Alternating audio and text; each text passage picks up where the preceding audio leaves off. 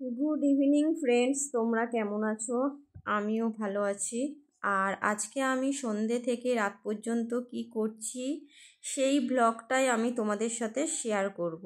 দেখো, আমাদের যেহেতু রাতে রুটি হয় তাই আমি আটা মাখতে বসে গেছি।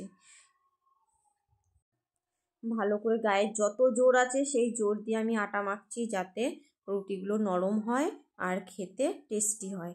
তো এখন রুটির মাখা হয়ে গেছে। আর এই দিকে দেখো, আমার শাশুড়ি মা আজকে কি রান্না করছিল। পিঠে, এটার নাম হচ্ছে কলার ছড়া। তো আমায় বলেছিল ভাজতে, আর আমি দেখো এমন ভাজা ভেজেছি যে পুড়ে গেছে।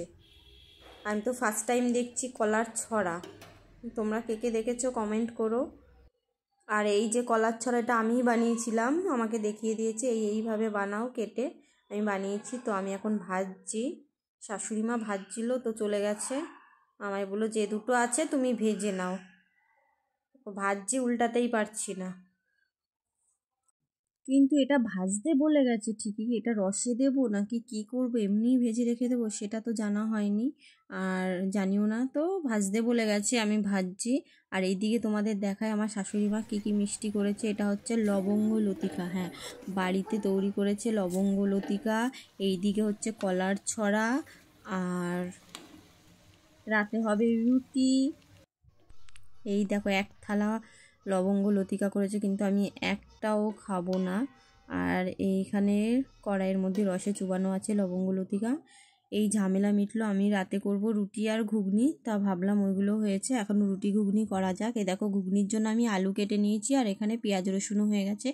পেঁয়াজ রসুনটা পেস্ট করে নেব। আর আটা তো মাখা আছেই, তো আমার এখন তাড়াতাড়ি করে রান্না করে ফেলি রাতে রুটি আর ঘুগনি। দিনেও যেমন কাজ থাকে আমাদের, রাতেও সেরকম কাজ থাকে। সারাদিনই রান্না বান্না বাসন মাজা এটাই চলতে থাকে। আর আমার ভিডিওটা যারা দেখছো তারা অবশ্যই একটা কমেন্ট, লাইক আর সাবস্ক্রাইব করে দিও। কেমন হচ্ছে ভিডিওগুলো তোমরা জানিও। দেখো, আমার রুটি করা কমপ্লিট। এখন আমি মটর আর আলুটা সেদ্ধ করে নিয়েছি আগেই, এখন তাড়াতাড়ি করে ঘুগনিটা করে নিই। সবাই ইভিনিং টাইমে সিরিয়াল দেখে, ফোন ঘাটে, আমার একদমই সময় হয় না। সন্ধেবেলায় আমার রাতে রান্না করতে হয়, আর যেহেতু আমি টাইম মেনটেন করে খাই তার জন্য রান্না থুয়ে আমি আগে খেতে বসে গেছি। এক বাটি স্যালাড, রুটি আর শুক্তো নিয়েছিলাম, আর পুঁই মুচুরি। আর এইদিকে দেখো রান্না হচ্ছে, আর রান্নাটা তো যেমন তেমন হলো, তারপরে শুধু একবার বাসনগুলো জাস্ট দেখো।